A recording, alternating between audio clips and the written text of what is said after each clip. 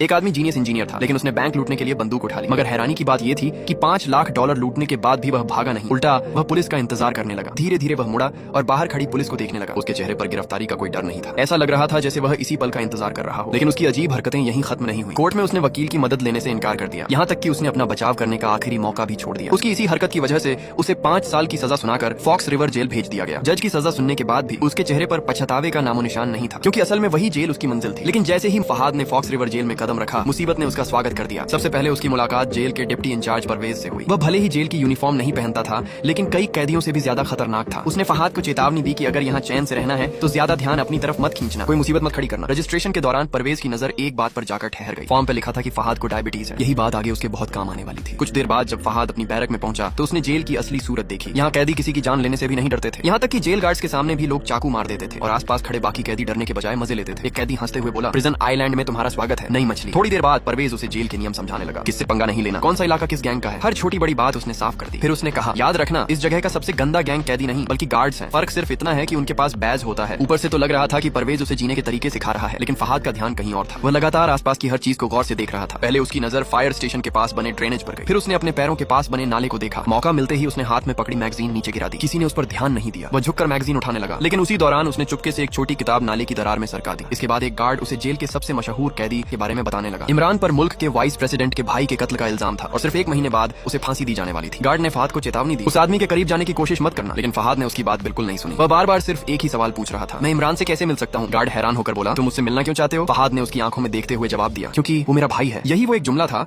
जिसने फहाद के जेल जाने की असली वजह सबके सामने खोल दी। उसने खुद को फॉक्स रिवर जेल में इसलिए नहीं भिजवाया था कि उसे सजा काटनी थी, बल्कि इसलिए कि अपने भाई इमरान को फांसी से पहले जेल से बाहर निकाल सके। फहाद का यकीन था कि उसके भाई को झूठे केस में फंसाया गया है, इसीलिए जेल आने से पहले उसने फॉक्स रिवर से जुड़ी हर जरूरी जानकारी और हर अहम शख्स के बारे में पूरी तहकीकात कर ली थी। अपने भाई तक पहुंचने के लिए फहाद ने सबसे पहले जेल की फैक्ट्री के इंचार्ज अब्बास को ढूंढा। उसने ज्यादा बातें नहीं की, सीधे अपनी जेब से कागज का बना एक सारस निकालकर अब्बास के सामने रख दिया। लेकिन अब्बास ने उसे कोई अहमियत नहीं दी। उसने मुड़कर वह कागजी परिंदा कूड़ेदान में फेंक दिया। इसके बाद वह जेल के इंफर्मरी यानी अस्पताल पहुंचा। वहां उसकी मुलाकात डॉक्टर सारा से हुई। डायबिटीज के मेडिकल रिकॉर्ड की वजह से उसे रोज इंसुलिन का इंजेक्शन लगवाने की इजाजत थी। ऊपर से देखने पर लगता था कि वह सिर्फ अपना इलाज कराने आता है, लेकिन असल में जेल का अस्पताल उसकी पूरी योजना का एक अहम हिस्सा था। वह एक ऐसा दरवाजा था जिसे खोलना बहुत जरूरी था। सारा से मुलाकातों के दौरान भी फहाद बिल्कुल खाली नहीं बैठा, चाहे सारा के वालिद की बात हो या उसकी पसंदीदा किताबों की। फहाद हर विषय पर ऐसे बात करता था जैसे उसे पहले से सब कुछ पता हो। उसकी इतनी सटीक जानकारी और आकर्षक शख्सियत ने सारा को हैरान कर दिया। वह चाहकर भी इस नए कैदी को नजरअंदाज नहीं कर पा रही थी, लेकिन सारा नहीं जानती थी कि फहाद के जेल आने से बहुत पहले उसकी पूरी जिंदगी और बैकग्राउंड की जानकारी फहाद जुटा चुका था। एक दिन जब सारा कुछ सामान लेने के लिए दूसरी तरफ मुड़ी तो फहाद ने मौका देखकर जेब से एक और कागजी सारस निकाला और चुपके से उसे नाले में बहा दिया। कुछ देर बाद जब फहाद अपनी बैरक में वापस पहुंचा तो अचानक एक गार्ड उसके दरवाजे पर आ गया। गार्ड ने सख्त लहजे में कहा, चलो तैयार हो जाओ, जेलर साहब तुमसे मिलना